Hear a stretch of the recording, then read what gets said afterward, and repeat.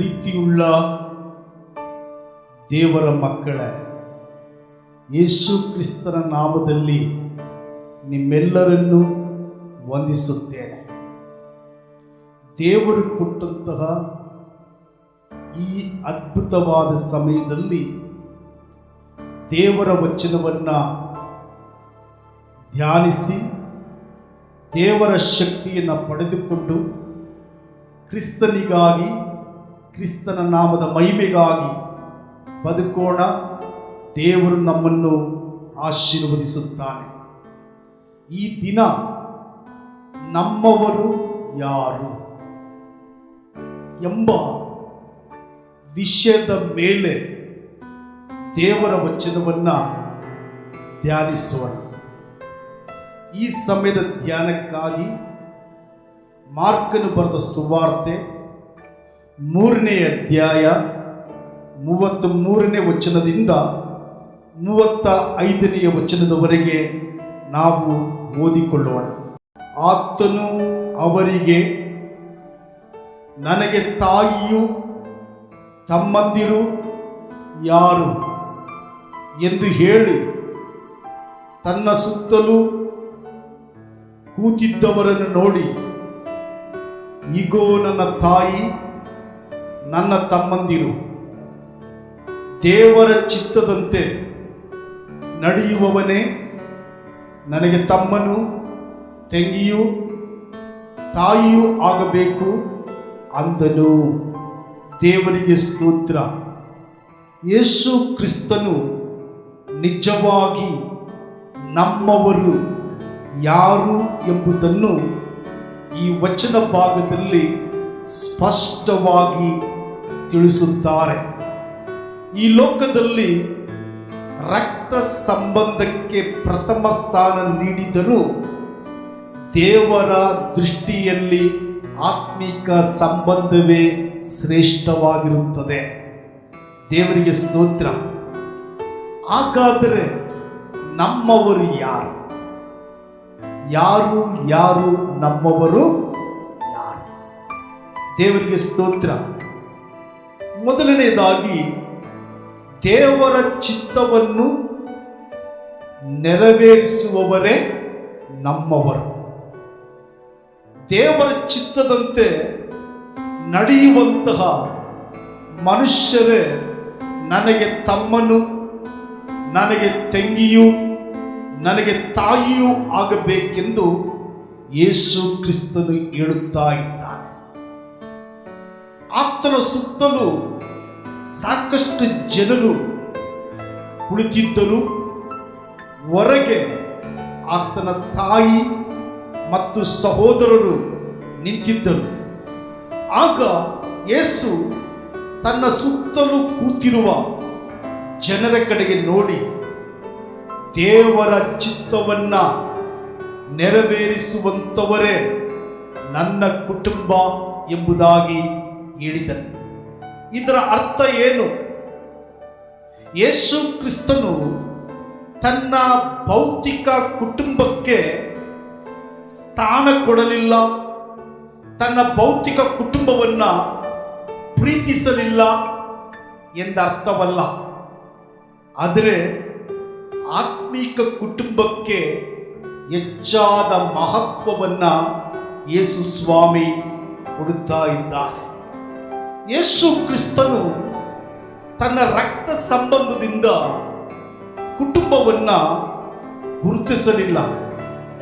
ದೇವರ ಚಿತ್ತಕ್ಕೆ ಯಾರು ವಿಧೇಯರಾಗ್ತಾರೋ, ಯಾರು ಈ ಭೂಮಿಯ ಮೇಲೆ ದೇವರ ಚಿತ್ತವನ್ನು ನೆರವೇರಿಸುತ್ತಾರೋ, ಯಾರು ದೇವರ ಸಂಕಲ್ಪವನ್ನ, ದೇವರ ಉದ್ದೇಶವನ್ನ ನೆರವೇರಿಸುತ್ತಾರೋ ಅಂಥವರನ್ನೇ ತನ್ನ ಕುಟುಂಬ, ತನ್ನ ಒಡ ಹುಟ್ಟಿದವರು, ತನ್ನ ತಂದೆ ತಾಯಿ, ತನ್ನ ರಕ್ತ ಸಂಬಂಧಿಕರು ಎಂಬುದಾಗಿ ಯೇಸು ಕ್ರಿಸ್ತನು ಘೋಷಣೆ ಮಾಡುತ್ತಾ ಇದ್ದಾನೆ.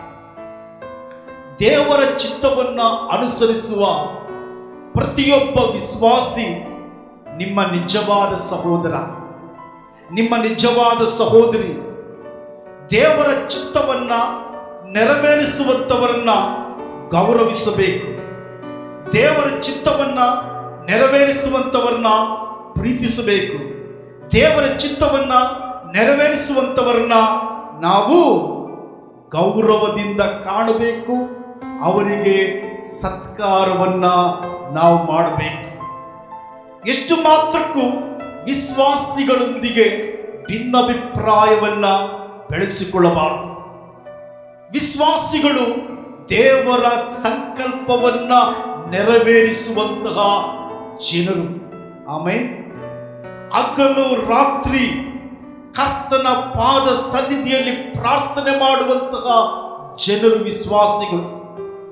ಇಂತಹ ವಿಶ್ವಾಸಿಗಳನ್ನ ಪ್ರೀತಿಯಲ್ಲಿ, ಇಂತಹ ವಿಶ್ವಾಸಿಗಳ ಐಕ್ಯತೆಯಲ್ಲಿ ನಾವು ನಡೆಯಬೇಕು. ಅವನೇ ನನ್ನ ಸಂಬಂಧಿ ಎನ್ನುವುದಕ್ಕಿಂತ ಅವನು ಕ್ರಿಸ್ತನಲ್ಲಿ ನನ್ನ ಸಹೋದರ, ಆಕೆ ಕ್ರಿಸ್ತನಲ್ಲಿ ನನ್ನ ಸಹೋದರಿ ಎಂಬುದಾಗಿ ನೀವು ಎಣಿಸಬೇಕು. ದೇವರಿಗೆ ಸ್ತೋತ್ರವಾಗಲಿ. ಅಷ್ಟು ಮಾತ್ರವಲ್ಲ, ಎರಡನೆಯದಾಗಿ ಕ್ರಿಸ್ತನ ರಕ್ತದಿಂದ ರಕ್ಷಿಸಲ್ಪಟ್ಟವರೇ ನಮ್ಮವರು. ಆಮೆನ್. ದೇವರಿಗೆ ಸ್ತೋತ್ರ. ಪೇತ್ರನು ಬರೆದ ಮೊದಲನೆಯ ಪತ್ರಿಕೆ 1ನೇ ಅಧ್ಯಾಯ 18 ಮತ್ತು 19 ವಚನ ಹೀಗೆ ಹೇಳುತ್ತದೆ: ನಿಮ್ಮ ಹಿರಿಯರು ಕಲಿಸಿಕೊಟ್ಟ ವ್ಯರ್ಥವಾದ ನಡವಳಿಕೆಯಿಂದ ನಿಮಗೆ ಬಿಡುಗಡೆಯಾದದ್ದು ಬೆಳ್ಳಿ ಬಂಗಾರ ಮೊದಲಾದ ನಶಿಸಿ ಹೋಗುವ ವಸ್ತುಗಳಿಂದಲ್ಲ, ಪೂರ್ಣಾಂಗವಾದ ನಿಷ್ಕಳಂಕ ಯಜ್ಞದ ಕುರಿಯ ರಕ್ತದಿಂದಲೋ ಎಂಬಂತೆ ಕ್ರಿಸ್ತನ ಅಮೂಲ್ಯವಾದ ರಕ್ತದಿಂದಲೇ ಎಂದು ಬಲ್ಲಿರಲ್ಲವೇ. ನೀವು ಕ್ರಿಸ್ತನ ರಕ್ತದ ಮೂಲಕ ವಿಮೋಚಿಸಲ್ಪಟ್ಟಿದ್ದೀರಿ. ನಮ್ಮನ್ನ ಒಂದಾಗಿಸುವಂಥದ್ದು ರಕ್ತ ಸಂಬಂಧವಲ್ಲ, ನಮ್ಮನ್ನ ಒಂದಾಗಿ ಮಾಡುವಂಥದ್ದು ಯೇಸು ಕ್ರಿಸ್ತನ ಅಮೂಲ್ಯವಾದ ರಕ್ತವಾಗಿದೆ. ದೇವರಿಗೆ ಸ್ತೋತ್ರ. ಯಾರ್ಯಾರು ಕ್ರಿಸ್ತನ ರಕ್ತದಿಂದ ತೊಳೆಯಲ್ಪಟ್ಟಿದ್ದಾರೋ ಅವರೆಲ್ಲರೂ ನಮಗೆ ಸಂಬಂಧಿಕರೇ. ಜಾತಿ ಬೇರೆ ಆಗಿರಬಹುದು, ಭಾಷೆ ಬೇರೆ ಆಗಿರಬಹುದು, ಅವರು ಬೆಳೆದು ಬಂದಂತಹ ಹಿನ್ನೆಲೆ ಬೇರೆ ಆಗಿರಬಹುದು. ಆದರೆ ಯಾವ ವ್ಯಕ್ತಿ ಕರ್ತನಾದ ಯೇಸು ಕ್ರಿಸ್ತನ ರಕ್ತದಿಂದ ತೊಳೆಯಲ್ಪಟ್ಟು ಕರ್ತನಾದ ಯೇಸು ಕ್ರಿಸ್ತನ ರಕ್ತದಿಂದ ವಿಮೋಚಿಸಲ್ಪಟ್ಟಿದ್ದಾನೋ ಆತನು ನಮಗೆ ತಂದೆ, ತಾಯಿ, ಅಣ್ಣ, ತಮ್ಮ, ಅಕ್ಕ, ತಂಗಿ ಸಂಬಂಧಿಕರಾಗಬೇಕು. ಶಾರೀರಿಕವಾದಂತಹ ಸಂಬಂಧಕ್ಕೆ ಹೆಚ್ಚು ಮೌಲ್ಯವನ್ನು ಕೊಡಬಾರದು. ಕ್ರಿಸ್ತನ ರಕ್ತದಿಂದ ತೊಳೆಯಲ್ಪಟ್ಟಂತಹ ಜನರ ಸಂಬಂಧಕ್ಕೆ ನಾವು ಮೌಲ್ಯವನ್ನ ಕೊಡಬೇಕು. ಆಗ ಕರ್ತನ ಆಶೀರ್ವಾದ ನಮಗೆ ಸಿಗ್ತದೆ. ದೇವರಿಗೆ ಸ್ತೋತ್ರವಾಗಲಿ. ಈ ಸಂಬಂಧ ಅದು ಶಾಶ್ವತವಾದಂತಹ ಸಂಬಂಧ. ಕ್ರಿಸ್ತನ ರಕ್ತದಿಂದ ತೊಳೆಯಲ್ಪಟ್ಟಂತಹ ಒಬ್ಬ ಮನುಷ್ಯ ಕೀಳು ಜಾತಿಯಿಂದ ಬಂದವನಾದರೂ ಆತನನ್ನು ನನ್ನ ಸ್ವಂತ ಸಹೋದರ ಎಂಬುದಾಗಿ ನಾವು ಎಣಿಸಬೇಕು. ಆತನ ಕೂಡ ಪ್ರೀತಿಯಿಂದ ನಾವು ಸಹವಾಸವನ್ನು ಮಾಡಬೇಕು. ನಮ್ಮನ್ನು ಒಂದಾಗಿಸುವ ಅತ್ಯಂತ ದೊಡ್ಡ ಸಂಬಂಧ ಅಂದರೆ ಅದು ಕ್ರಿಸ್ತನ ರಕ್ತ ಸಂಬಂಧ. ಆಮೇನ್. ನಮ್ಮೆಲ್ಲರನ್ನು ಒಂದುಗೂಡಿಸುವಂತಹ ಸಂಬಂಧ ಅಂದರೆ ಅದು ಕ್ರಿಸ್ತನ ರಕ್ತ ಸಂಬಂಧ. ಆದರೆ ಬಹಳಷ್ಟು ಜನ ಕ್ರೈಸ್ತರು ವಿಶ್ವಾಸಿಗಳಿಗೆ ಏನು ಮಾಡಲ್ಲ, ಆದ್ಯತೆ ಕೊಡುವುದಿಲ್ಲ, ವಿಶ್ವಾಸಿಗಳನ್ನ ಪ್ರೀತಿ ಮಾಡುವುದಿಲ್ಲ, ದೇವರ ಮಕ್ಕಳನ್ನ ಸತ್ಕಾರ್ಯ ಮಾಡುವುದಿಲ್ಲ. ದೇವರ ಮಕ್ಕಳನ್ನು ಸತ್ಕರಿಸುವ ವಿಷಯದಲ್ಲಿ, ತಮ್ಮ ಶಾರೀರಿಕವಾದಂತಹ ಸಂಬಂಧಿಕರನ್ನು ಸತ್ಕರಿಸುವ ವಿಷಯದಲ್ಲಿ ತಾರತಮ್ಯ ಮಾಡ್ತಾರೆ. ಪ್ರೀತಿಯ ದೇವರ ಮಕ್ಕಳೇ, ಅದು ಉತ್ತಮವಾದಂತಹ ಕಾರ್ಯವಲ್ಲ. ಒಬ್ಬನು ಯಾವ ಕುಟುಂಬದಲ್ಲಿ ಹುಟ್ಟಿದ್ದಾನೆ ಎಂಬುದು ಮುಖ್ಯವಲ್ಲ. ಅವನು ಯಾವ ಜಾತಿ, ಅವನ ಭಾಷೆ ಯಾವುದು, ಅವನು ಯಾವ ದೇಶಕ್ಕೆ ಸೇರಿದವನು ಎಂಬುದು ಮುಖ್ಯವಲ್ಲ. ಆತನು ಕ್ರಿಸ್ತನ ರಕ್ತದಿಂದ ತೊಳೆಯಲ್ಪಟ್ಟಿದ್ದರೆ ಆತನು ನಿನ್ನ ಸಹೋದರ, ಆತನು ನಿನ್ನ ಸಹೋದರಿ. ದೇವರಿಗೆ ಸ್ತೋತ್ರವಾಗಲಿ. ಆದುದರಿಂದ ನಾವೆಲ್ಲರೂ ಕ್ರಿಸ್ತನಲ್ಲಿ ಏನಾಗಿದ್ದೇವೆ? ಒಂದಾಗಿದ್ದೇವೆ. ಆದುದರಿಂದ ಸಭೆಯೊಳಗೆ ಬರುವಾಗ ಜಾತಿ ನೋಡಬಾರದು. ಸಭೆಯೊಳಗೆ ಬರುವಾಗ ಬಡವ ಶ್ರೀಮಂತ ಎಂಬ ಭೇದ ಮಾಡಬಾರದು. ಸಭೆಯೊಳಗೆ ಬರುವಾಗ ವಿದ್ಯಾವಂತ ಅವಿದ್ಯಾವಂತ ಎಂಬ ತಾರತಮ್ಯ ಇರಬಾರದು. ಸ್ಥಾನಮಾನವನ್ನ ಆಧಾರವಾಗಿಟ್ಟುಕೊಂಡು ಪ್ರೀತಿ ಮಾಡಬಾರದು. ಅವನು ಕ್ರಿಸ್ತನ ರಕ್ತದಿಂದ ತೊಳೆಯಲ್ಪಟ್ಟಿದ್ದರೆ ವಿ ಶುಡ್ ಲವ್ ಹಿಮ್, ಅವನನ್ನು ಪ್ರೀತಿಸಬೇಕು. ನೀವು ನಿಮ್ಮ ಹೃದಯದ ಮೇಲೆ ಕೈಯಿಟ್ಟು ಪರೀಕ್ಷೆ ಮಾಡಿಕೊಳ್ಳಿ. ನಿಮ್ಮ ಮನೆಗೆ ಬರುವಂತಹ ದೇವರ ಮಕ್ಕಳನ್ನ ಯಾವ ರೀತಿ ಸತ್ಕರಿಸ್ತಾ ಇದ್ದೀರಿ? ನಿಮ್ಮ ಮನೆಗೆ ಬರುವಂತಹ ಸಂಬಂಧಿಕರನ್ನ, ಶಾರೀರಿಕವಾದ ಸಂಬಂಧಿಕರನ್ನ ಯಾವ ರೀತಿ ಸತ್ಕರಿಸ್ತಾ ಇದ್ದೀರಿ? ಯಾರಿಗೆ ಗೌರವ ಕೊಡ್ತಾ ಇದ್ದೀರಿ? ಯಾರು ನನ್ನವರೆಂದು ಒಪ್ಪಿಕೊಳ್ಳುತ್ತಾ ಇದ್ದೀರಿ? ಯೋಚನೆ ಮಾಡಿ.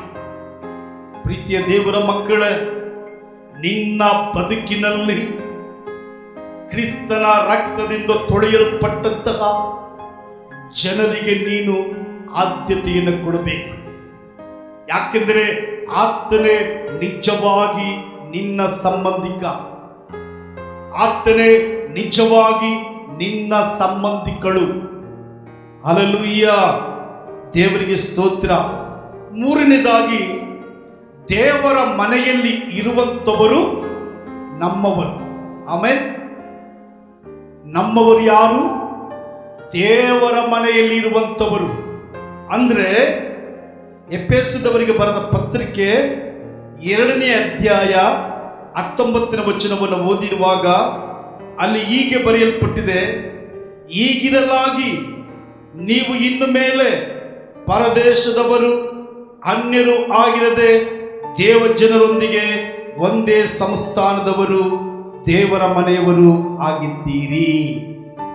ಬೈಬಲ್ ಬಹಳ ಸ್ಪಷ್ಟವಾಗಿ ಹೇಳ್ತದೆ. ಪೌಲನು ಹೇಳ್ತಾನೆ, ನೀವು ದೇವರ ಮನೆಯವರಾಗಿದ್ದೀರಿ ಎಂಬುದಾಗಿ. ವಿಶ್ವಾಸಿಗಳು ದೇವರ ಮನೆಯಲ್ಲಿ ಒಂದೇ ಕುಟುಂಬದವರು. ಸಭೆ ದೇವರ ಕುಟುಂಬವಾಗಿದೆ, ಸಭೆ ದೇವರ ಮನೆಯಾಗಿದೆ. ದೇವರ ಮಕ್ಕಳ ನಡುವೆ ಭೇದ ಭಾವಕ್ಕೆ ಸ್ಥಾನವಿಲ್ಲ. ಸಭೆಯನ್ನು ಪ್ರೀತಿಸಬೇಕು, ಸಭೆಯಲ್ಲಿ ಬರುವಂತಹ ದೇವ ಜನರನ್ನು ಪ್ರೀತಿಸಬೇಕು. ನಾವೆಲ್ಲರೂ ಒಂದೇ ಕುಟುಂಬ ಎಂಬ ಪರಿಜ್ಞಾನ ನಮಗೆ ಬೇಕು.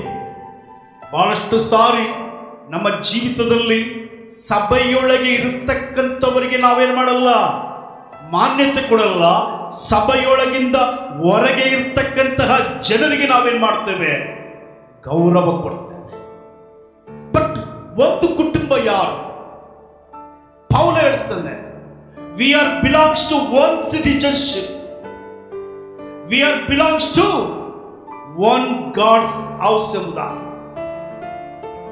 ದೇವರ ಒಂದು ಮನೆಗೆ, ಒಂದು ಸಂಸ್ಥಾನಕ್ಕೆ ನಾವು ಸಂಬಂಧಪಟ್ಟ. ನಮ್ಮಲ್ಲಿ ಭೇದ ಭಾವಗಳಿರಬಾರದು. ನಮ್ಮಲ್ಲಿ ಮೇಲು ಕೀಳು ಅನ್ನುವಂತಹ ಭಾವನೆಗಳಿರಬಾರದು. ನಾವು ದೇವರಿಗಾಗಿ, ದೇವರ ನಾಮದ ಮಹಿಮೆಗಾಗಿ ನಾವು ಬದುಕುವಂತವರಾಗಿರಬೇಕು. ದೇವರಿಗೆ ಸ್ತೋತ್ರ.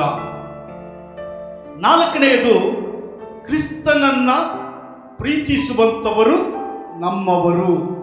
ಆಮೆನ್. ಕ್ರಿಸ್ತನನ್ನ ಪ್ರೀತಿಸುವಂತವರು ನಮ್ಮವರು. ಯೋಹಾನು ಬರೆದ ಸುವಾರ್ತೆ 14ನೇ ಅಧ್ಯಾಯ 23ನೇ ವಚನವನ್ನ ನಾವು ಓದಿಕೊಳ್ಳೋಣ. ಯಾರಾದರೂ ನನ್ನನ್ನು ಪ್ರೀತಿಸುವವನಾದರೆ ನನ್ನ ಮಾತನ್ನು ಕೈಕೊಂಡು ನಡೆಯುವನು, ಅವನನ್ನು ನನ್ನ ತಂದೆಯು ಪ್ರೀತಿಸುವನು, ಮತ್ತು ನಾವಿಬ್ಬರು ಅವನ ಬಳಿಗೆ ಬಂದು ಅವನ ಬಳಿಯಲ್ಲಿ ಬಿಡಾರವನ್ನು ಮಾಡಿಕೊಳ್ಳುವೆವು. ಆಮೇಲೆ ಯಾರಂತೆ? ನಮ್ಮವರು ಯಾರು? ಬೈಬಲ್ ಹೇಳ್ತದೆ, ಯಾರು ಕ್ರಿಸ್ತನನ್ನ ಪ್ರೀತಿಸುತ್ತಾರೋ ಅವನು ನಿನ್ನ ನಿಜವಾದ ಸಂಬಂಧಿ, ಅವನು ನಿನ್ನ ನಿಜವಾದ ರಕ್ತ ಸಂಬಂಧಿ.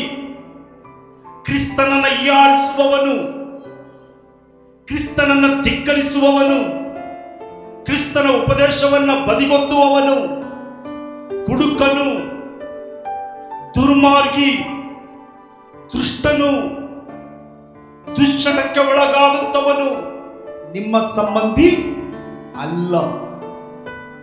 ಆದ್ರೆ ನಾವೇನ್ ಮಾಡ್ತೇವೆ? ದೇವರ ಮಕ್ಕಳು ಬಂದ್ರೆ ಪ್ರಾರ್ಥನೆಗೆ ಬೇಳೆ ಸಾರು, ಸಂಬಂಧಿಕ ಕುಡುಕ ಮನೆಗೆ ಬಂದ್ರೆ ತುಂಡಿನ ಸಾರು. ಪ್ರೈಸ್ ಇಲ್ಲ. ಯಾರಿಗೆ ಮಾನ್ಯತೆ ಕೊಡ್ತಾ ಇದ್ದೀವಿ? ಯೋಚನೆ ಮಾಡಿ ಅಲ್ವೋ? ಶಾರೀರಿಕವಾದ ಸಂಬಂಧಿಕರಿಗೆ ಬಂದ್ರೆ ಬುಲೆಟ್ ರೈಸ್, ದೇವರ ಮಕ್ಕಳು ಮನೆಗೆ ಬಂದ್ರೆ ರೇಷನ್ ರೈಸ್. ಎಲ್ಲಿದೆ ಪ್ರೀತಿ? ಯಾರನ್ನ ಪ್ರೀತಿ ಮಾಡ್ತಾ ಇದ್ದೀರಿ?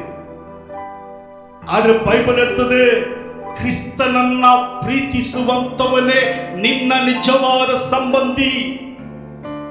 ಯಾರಾದರೂ ದೇವರನ್ನ ಪ್ರೀತಿಸಿ ದೇವರ ವಾಕ್ಯವನ್ನು ಕೈಕೊಂಡ್ರೆ ಅವನು ನಿನಗೆ ಸಂಬಂಧಿಯಾಗ್ತಾನೆ. ಯೇಸುವನ್ನ ಪ್ರೀತಿಸುವಂತವನು ಯೇಸುವಿನ ವಾಕ್ಯಕ್ಕೆ ಏನಾಗ್ತಾನೆ? ವಿಧೇಯನಾಗ್ತಾನೆ. ಯಾರ್ಯಾರು ದೇವರನ್ನ ಪ್ರೀತಿಸಿ ದೇವರ ವಾಕ್ಯವನ್ನ ಅನುಸರಿಸಿ ಜೀವಿಸುತ್ತಾರೋ ಅವರೆಲ್ಲರೂ ಸಂಬಂಧಿಕರೇ. ಆಮೆನ್. ಹಲ್ಲೆಲೂಯ. ದೇವರಿಗೆ ಸ್ತೋತ್ರವಾಗಲಿ. ಐದನೆಯದಾಗಿ, ಪರಲೋಕ ರಾಜ್ಯದ ಬಾಧ್ಯತೆಯನ್ನ ಪಡೆದವರು ನಮ್ಮವರು. ಆಮೆನ್. ಪರಲೋಕ ರಾಜ್ಯದ ಬಾಧ್ಯತೆಯನ್ನ ಪಡೆದವರು ನಮ್ಮವರು. ಹಲ್ಲೆಲೂಯ. ಫಿಲಿಪ್ಪಿಯವರಿಗೆ ಬರೆದ ಪತ್ರಿಕೆ 3ನೇ ಅಧ್ಯಾಯ 20ನೇ ವಚನ ಒಂದು ಸಾರಿ ಓದ್ರಿ. ಫಿಲಿಪ್ಪಿಯವರಿಗೆ ಬರೆದ ಪತ್ರಿಕೆ 3ನೇ ಅಧ್ಯಾಯ 20ನೇ ವಚನ.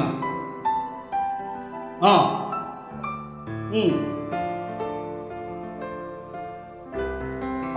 19ನೇ ವಚನದಿಂದ ಹೀಗೆ ಹೇಳ್ತದೆ, ನಾವಾದರೂ ಪರಲೋಕ ಸಂಸ್ಥಾನದವರು, ಕರ್ತನಾದ ಯೇಸು ಕ್ರಿಸ್ತನು ಅಲ್ಲಿಂದಲೇ ರಕ್ಷಕನಾಗಿ ಬರುವುದನ್ನ ಎದುರು ನೋಡುತ್ತಾ ಇದ್ದೇವೆ. ನಮ್ಮ ಪೌರತ್ವ ಪರಲೋಕದಲ್ಲಿದೆ. ವಿಶ್ವಾಸಿಗಳ ನಿಜವಾದ ಪೌರತ್ವ ಪರಲೋಕದಲ್ಲಿದೆ. ಈ ಲೋಕ ನಮಗೆ ತಾತ್ಕಾಲಿಕ. ಪರಲೋಕದ ಕುಟುಂಬ ಅದು ಶಾಶ್ವತವಾದ ಕುಟುಂಬ. ಪರಲೋಕದ ಮೇಲೆ ನಿರೀಕ್ಷೆ ಉಳ್ಳವರ ಕುಟುಂಬ ನಿಜವಾದಂತಹ ಕ್ರಿಸ್ತಿಯ ಕುಟುಂಬವಾಗಿರುತ್ತದೆ. ದೇವರಿಗೆ ಸ್ತೋತ್ರವಾಗಲಿ. ಕ್ರಿಸ್ತನಲ್ಲಿರುವ ನಮ್ಮ ಸಂಬಂಧ ನಿತ್ಯವಾದದ್ದು. ನಾವು ಭೂಮಿಯ ಮೇಲೆ ಬೇರೆ ಬೇರೆ ಸಂಬಂಧಗಳನ್ನು ಹೊಂದಿರಬಹುದು, ಬೇರೆ ಬೇರೆ ಕುಟುಂಬಗಳಲ್ಲಿ ಹುಟ್ಟಿರಬಹುದು. ಆದರೆ ಕ್ರಿಸ್ತನಲ್ಲಿ ನಾವು ಒಂದೇ ಮನೆಯವರಾಗಿದ್ದೇವೆ. ನಮ್ಮ ಅಂತಿಮ ಮನೆ ಈ ಭೂಮಿಯಲ್ಲ, ನಮ್ಮ ಅಂತಿಮ ಮನೆ ಪರಲೋಕ. ನಮ್ಮ ಅಂತಿಮ ಗುರಿ ಅದು ಪರಲೋಕವಾಗಿದೆ. ದೇವರಿಗೆ ಸ್ತೋತ್ರ. ಅಷ್ಟು ಮಾತ್ರವಲ್ಲ, ಆದುದರಿಂದ ನಾವು ಯಾರನ್ನ ಪ್ರೀತಿಸಬೇಕು, ಯಾರನ್ನ ಗೌರವಿಸಬೇಕು, ಯಾರನ್ನ ಸತ್ಕರಿಸಬೇಕು, ಯಾರನ್ನ ನಮ್ಮ ರಕ್ತ ಸಂಬಂಧಿಕರೆಂದು ಪರಿಗಣಿಸಬೇಕು ಎಂಬ ಒಂದು ಪರಿಜ್ಞಾನ ನಮಗೆ ಇರಬೇಕು. ದೇವರಿಗೆ ಸ್ತೋತ್ರ. ಒಬ್ಬ ಕ್ರೈಸ್ತ ಸಹೋದರ ಒಂದು ದಿನ ಪ್ರಯಾಣ ಮಾಡುವಾಗ ರಸ್ತೆಯಲ್ಲಿ ಅಪಘಾತಕ್ಕೆ ಒಳಗಾದ. ಅವನಿಗೆ ಪರಿಚಯವಿರುವವರು ಯಾರು ಆ ಸ್ಥಳದಲ್ಲಿ ಇರಲಿಲ್ಲ. ಜನರು ಸುತ್ತಲೂ ನಿಂತು ನೋಡ್ತಾ ಇದ್ದರೆ ವಿನಃ ಯಾರು ಸಹಾಯ ಮಾಡಲಿಕ್ಕೆ ಮುಂದೆ ಬರಲಿಲ್ಲ. ಆ ಸಮಯದಲ್ಲಿ ಮತ್ತೊಬ್ಬ ಕ್ರೈಸ್ತ ಸಹೋದರನು ಅಲ್ಲಿಗೆ ಬಂದನು. ಗಾಯಗೊಂಡ ವ್ಯಕ್ತಿ ತನಗೆ ಪರಿಚಯವಿಲ್ಲದವನಾಗಿದ್ದರೂ ಅವನ ಕುತ್ತಿಗೆಯಲ್ಲಿದ್ದಂತಹ ಕ್ರಿಸ್ತನ ಶಿಲುಬೆಯ ಗುರುತನ್ನು ನೋಡಿ ಇವನು ಕ್ರಿಸ್ತನಲ್ಲಿ ನನ್ನ ಸಹೋದರ ಎಂದು ಭಾವಿಸಿ ತಕ್ಷಣ ಆತನಿಗೆ ಸಹಾಯ ಮಾಡಿದನು. ಆತನನ್ನು ಆಸ್ಪತ್ರೆಗೆ ಸಾಗಿಸಿ ಉತ್ತಮವಾದಂತಹ ಚಿಕಿತ್ಸೆಯನ್ನು ತನ್ನ ಸ್ವಂತ ಹಣವನ್ನು ವೆಚ್ಚ ಮಾಡಿ ಕೊಡಿಸಿದನು. ಇದಾದ ನಂತರ ಆ ಗಾಯಗೊಂಡ ವ್ಯಕ್ತಿ ಕೇಳ್ತಾನೆ, ಅಯ್ಯ, ನನ್ನ ಪರಿಚಯ ನಿಮಗಿಲ್ಲ, ಆದರೂ ನೀವು ಇಷ್ಟೆಲ್ಲ ನನಗೆ ಸಹಾಯ ಮಾಡಿದ್ದೀರಿ, ಇದು ಹೇಗೆ ಸಾಧ್ಯ ಎಂಬುದಾಗಿ. ಆಗ ಸಹೋದರನು ಹೇಳ್ತಾನೆ, ನೀವು ನನಗೆ ಪರಿಚಯವಿಲ್ಲದೆ ಇರಬಹುದು, ಆದರೆ ಕ್ರಿಸ್ತನಲ್ಲಿ ನೀನು ವಿಶ್ವಾಸವಿಟ್ಟ ಕಾರಣ ನೀನು ಕ್ರಿಸ್ತನಲ್ಲಿ ನನ್ನ ಸಹೋದರ ಎಂಬುದಾಗಿ. ಪ್ರೀತಿಯ ದೇವರ ಮಕ್ಕಳೇ, ಈ ಒಂದು ಸಮಯದಲ್ಲಿ ನಮ್ಮವರು ಯಾರು? ನಾವು ಶರೀರ ಸಂಬಂಧಕ್ಕೆ ಹೆಚ್ಚು ಮಹತ್ವವನ್ನು ಕೊಡದೆ ಆತ್ಮಿಕ ಸಂಬಂಧಕ್ಕೆ ನಾವು ಹೆಚ್ಚು ಮಹತ್ವವನ್ನು ನಾವು ಕೊಡಬೇಕು. ದೇವರಿಗೆ ಸ್ತೋತ್ರವಾಗಲಿ. ಆದುದರಿಂದ ಯೇಸು ಕ್ರಿಸ್ತನು ಹೇಳ್ತಾನೆ, ನನ್ನ ಚಿತ್ತವನ್ನು ನೆರವೇರಿಸುವಂಥವರೇ ನನಗೆ ತಾಯಿ, ನನಗೆ ತಮ್ಮನು, ನನಗೆ ತಂಗಿಯೂ ಆಗಬೇಕೆಂಬುದಾಗಿ. ಪ್ರೀತಿಯ ದೇವರ ಮಕ್ಕಳೇ, ದೇವರ ಚಿತ್ತವನ್ನು ನೆರವೇರಿಸುವಂಥವರು ನಮ್ಮವರು.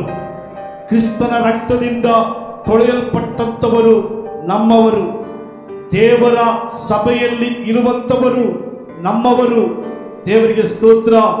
ಕ್ರಿಸ್ತನನ್ನ ಹೆಚ್ಚಾಗಿ ಪ್ರೀತಿಸುವಂಥವರು ನಮ್ಮವರು.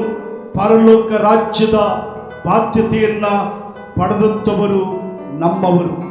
ಆದ ಕಾರಣ ಕರ್ತನ ಸಮ್ಮುಖದಲ್ಲಿ ನಾವು ಮನಬಿಚ್ಚಿ ಪ್ರಾರ್ಥಿಸೋಣ, ನಮ್ಮನ್ನು ಒಪ್ಪಿಸಿಕೊಡೋಣ. ದೇವರೇ, ಶರೀರ ಸಂಬಂಧಕ್ಕಿಂತಲೂ ಆತ್ಮಿಕ ಸಂಬಂಧಕ್ಕೆ ನಾನು ಹೆಚ್ಚು ಒತ್ತು ಕೊಡುತ್ತೇನೆ. ಶರೀರ ಸಂಬಂಧವನ್ನು ಪ್ರೀತಿಸುವುದಕ್ಕಿಂತಲೂ ಹೆಚ್ಚಾಗಿ ನಿನ್ನ ಸಂಬಂಧದಲ್ಲಿರ್ತಕ್ಕಂತಹ ಜನರನ್ನು ನಾನು ಪ್ರೀತಿಸ್ತೇನೆ. ಅವರನ್ನ ಗೌರವಿಸುವುದಕ್ಕಿಂತಲೂ ಹೆಚ್ಚಾಗಿ ಕ್ರಿಸ್ತನಲ್ಲಿರುವಂಥವರನ್ನ ಗೌರವಿಸುತ್ತೇನೆಂಬುದಾಗಿ ನಾವು ನಮ್ಮ ಹೃದಯದಲ್ಲಿ ನಿರ್ಣಯಿಸೋಣ. ದೇವರು ನಮ್ಮನ್ನು ಆಶೀರ್ವದಿಸುತ್ತಾನೆ. ನಾವೆಲ್ಲರೂ ಎದ್ದು ನಿಂತು ನಮ್ಮ ಕಣ್ಣುಗಳನ್ನು ಮುಚ್ಚಿ ಕರ್ತನ ಸಮ್ಮುಖದಲ್ಲಿ ನಾವು ಪ್ರಾರ್ಥನೆಯನ್ನ ಮಾಡಿಕೊಳ್ಳೋಣ. ನಮ್ಮ ತಂದೆಯಾದ ದೇವರೇ, ನಿನ್ನ ಅತ್ಯಂತ ಘನವಾದ ಶ್ರೇಷ್ಠವಾದ ನಾಮಕ್ಕೆ ಸ್ತೋತ್ರ. ನಮ್ಮವರು ಯಾರು ಎಂಬುದಾಗಿ ಇದುವರೆಗೂ ನಿನ್ನ ಆತ್ಮನ ಮೂಲಕ ನಮ್ಮೊಟ್ಟಿಗೆ ಮಾತನಾಡಿದ್ದೀಯ, ಅದಕ್ಕಾಗಿ ಸ್ತೋತ್ರಪ್ಪ. ಕ್ರಿಸ್ತನ ಚಿತ್ತವನ್ನು ನೆರವೇರಿಸುವಂಥವನು, ಕ್ರಿಸ್ತನ ರಕ್ತದಿಂದ ತೊಳೆಯಲ್ಪಟ್ಟಂಥವರು, ದೇವರ ಮನೆಯಲ್ಲಿ ವಾಸವಾಗಿರುವಂಥವರು, ಕ್ರಿಸ್ತನನ್ನ ಪ್ರೀತಿ ಮಾಡುವಂಥವರು, ಪರಲೋಕ ರಾಜ್ಯದ ಪೌರತ್ವವನ್ನು ಪಡೆದಂಥವರು ನಮ್ಮ ನಿಜವಾದ ಸಂಬಂಧಿಕರು. ಆದ ಕಾರಣ ದೇವ, ನಾವು ಶರೀರ ಸಂಬಂಧಕ್ಕೆ ಬೆಲೆ ಕೊಡದೆ ಆತ್ಮಿಕ ಸಂಬಂಧಕ್ಕೆ ಹೆಚ್ಚು ಮಹತ್ವ ಕೊಡಲಿಕ್ಕೆ ಸಹಾಯ ಮಾಡಪ್ಪ. ಆಗ ದೇವರೇ, ಹಾಗೆಂಬುದಾಗಿ ಶರೀರ ಸಂಬಂಧವನ್ನು ತಳ್ಳಿ ಹಾಕದೆ ಶರೀರ ಸಂಬಂಧವನ್ನು ಪ್ರೀತಿಸಲಿಕ್ಕೆ, ಆತ್ಮಿಕ ಸಂಬಂಧವನ್ನು ಮತ್ತಷ್ಟು ಹೆಚ್ಚಾಗಿ ಪ್ರೀತಿಸಲಿಕ್ಕೆ ಸಹಾಯ ಮಾಡು. ಬಿತ್ತಲ್ಪಟ್ಟ ವಾಕ್ಯಗಳು ಪ್ರತಿಯೊಬ್ಬರ ಹೃದಯದಲ್ಲಿ 100ರಷ್ಟು ಫಲಿಸಲಿ ಸ್ವಾಮಿ. ತಲೆಬಾಗಿರ್ತಕ್ಕಂತಹ ಎಲ್ಲರನ್ನ ಯೇಸು ಕ್ರಿಸ್ತನ ನಾಮದಲ್ಲಿ ಆಶೀರ್ವಾದ ಮಾಡು, ಆಶೀರ್ವಾದ ಮಾಡು. ಕಷ್ಟಗಳಲ್ಲಿ, ದುಃಖಗಳಲ್ಲಿ, ಸಮಸ್ಯೆಗಳಲ್ಲಿ, ವ್ಯಾಧಿಗಳಲ್ಲಿ ಯಾರೇ ಇದ್ದರೂ ಈಗ ಬಿಡುಗಡೆ ಮಾಡು ಸ್ವಾಮಿ. ಕೆಲಸವಿಲ್ಲದೆ ಇದ್ದರೆ ಕೆಲಸವನ್ನು ಕೊಡಪ್ಪ ದೇವರೇ. ಬಡತನದಲ್ಲಿ, ಸಾಲದಲ್ಲಿ, ಸಮಸ್ಯೆಗಳ ನಡುವೆ ಸಿಲುಕಿರುವುದಾದರೆ ಬಿಡುಗಡೆ ಮಾಡು ಸ್ವಾಮಿ. ದೇವರೇ, ಎಲ್ಲರಿಗೂ ಸಕಲ ವಿಧವಾದ ಆಶೀರ್ವಾದಗಳನ್ನು ಕೊಟ್ಟು ನಡೆಸು. ಸಭೆ ಸೇವೆಯನ್ನು ಸಹ ಆಶೀರ್ವದಿಸು. ಎಲ್ಲಾ ನಿನ್ನ ಪರಲೋಕದ ಮಾತುಗಳಿಗಾಗಿ ಸ್ತೋತ್ರ. ಇಲ್ಲಿ ತಲೆಬಾಗಿರುವ ಚಿಕ್ಕವರಿಂದ ಮೊದಲುಗೊಂಡು ದೊಡ್ಡವರ ಪರ್ಯಂತರ ಪ್ರತಿ ಒಬ್ಬೊಬ್ಬರನ್ನು ಆಶೀರ್ವದಿಸು. ಪ್ರತಿಯೊಬ್ಬರ ಬಲಹೀನತೆಗಳನ್ನು ತೆಗೆದು ಪ್ರತಿಯೊಬ್ಬರಿಗೂ ಸಹಾಯ ಮಾಡು.